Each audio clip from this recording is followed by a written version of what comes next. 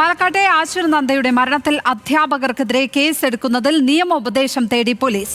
ആത്മഹത്യാ പ്രേരണയ്ക്ക് കൊലക്കുറ്റം ചുമത്തി കേസെടുക്കണം എന്നായിരുന്നു കുടുംബത്തിന്റെ ആവശ്യം.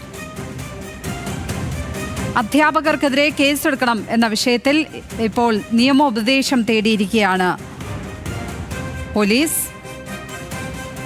ആശുർ നന്ദയുടെ വിഷയത്തിൽ അധ്യാപകരുടെ ഭാഗത്ത് നിന്ന് മാനസിക പീഡനം അടക്കമുള്ള കാര്യങ്ങൾ ഉണ്ടായി എന്നുള്ള കാര്യം വലിയ വാർത്തയായിരുന്നു. അജിത് ബാബു ചേരുന്നു വിവരങ്ങളുമായി. അജിത്, ഏതൊക്കെ അധ്യാപകർക്കെതിരെ കേസെടുക്കണം എന്നുള്ളതാണ് ആവശ്യം? ഏതൊക്കെ അധ്യാപകർക്കെതിരെ കേസെടുക്കുവാനുള്ള ഒരു നീക്കമാണ് നടക്കുന്നത് ഇപ്പോൾ?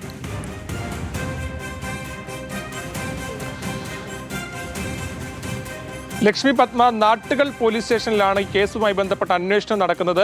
ഈ അന്വേഷണവുമായി ബന്ധപ്പെട്ട് ഇതിനോടകം തന്നെ കോൺഗ്രസും അതുപോലെ തന്നെ KSUം ഒക്കെ വലിയ തരത്തിലുള്ള പരാതികൾ ഉന്നയിച്ചിട്ടുണ്ട്. അതായത് അന്വേഷണം കൃത്യമായ രീതിയിലല്ല മുന്നോട്ട് പോകുന്നത്, കാര്യമായ രീതിയിൽ കാര്യങ്ങൾ പരിഗണിക്കപ്പെടുന്നില്ല, വേണ്ട തെളിവുകൾ ശേഖരിക്കുന്നില്ല എന്നുള്ള അടക്കമുള്ള ആരോപണങ്ങൾ ഇതിനോടകം തന്നെ കോൺഗ്രസും KSUം ഉൾപ്പെടെയുള്ള സംഘടനകൾ ഉന്നയിച്ചിട്ടുണ്ട്.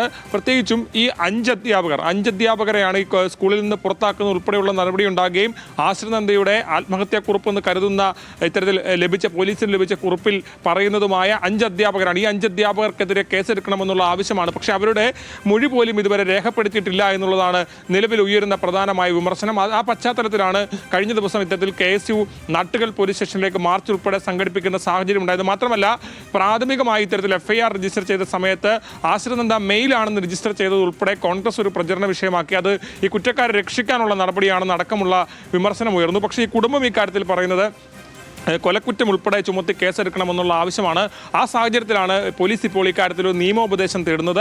നിയമോപദേശം തേടിയിട്ട് ഏതൊക്കെ വകുപ്പുകൾ ചുമത്താമെന്ന് അടക്കമുള്ള കാര്യങ്ങൾ പരിശോധിച്ചതിന് ശേഷമായിരിക്കും ഈ 5 അധ്യാപകർക്കെതിരെയും ഇത്തരത്തിൽ കുറ്റം ചുമത്തുക, വകുപ്പ് ചുമത്തുക, ഏത് വകുപ്പുകളാണ് ചുമത്തുന്നത് എന്നുൾപ്പെടെയുള്ളത് വളരെ പ്രധാനപ്പെട്ട കാര്യമാണ്. മാത്രമല്ല, ഈ കാര്യത്തിൽ ശാസ്ത്രീയമായ തെളിവുകൾ ശേഖരിക്കുന്നതിൽ ഉൾപ്പെടെ പോലീസ് വലിയ തരത്തിലുള്ള പോരായ്മ പോലീസിൻ്റെ ഭാഗത്തുനിന്ന് ഉണ്ടാകുന്നതടക്കമുള്ള വിമർശനം തന്നെ ഇതിനോടകം ഉയർന്നു കഴിഞ്ഞു. അതുകൊണ്ട് തന്നെ അന്വേഷണം മെല്ലെ പോവുകയാണെന്നുള്ള വിമർശനം കോൺഗ്രസും KSUം ഉന്നയിക്കുമ്പോൾ നിയമ നടപടി, അതായത് നിയമോപദേശം തേടിയതിനു ശേഷം ഒരു തുടർ നടപടിയിലേക്ക് കടക്കാനാണ് നിലവിൽ നാട്ടുകൾ പോലീസ് തീരുമാനിച്ചിരിക്കുന്നത്.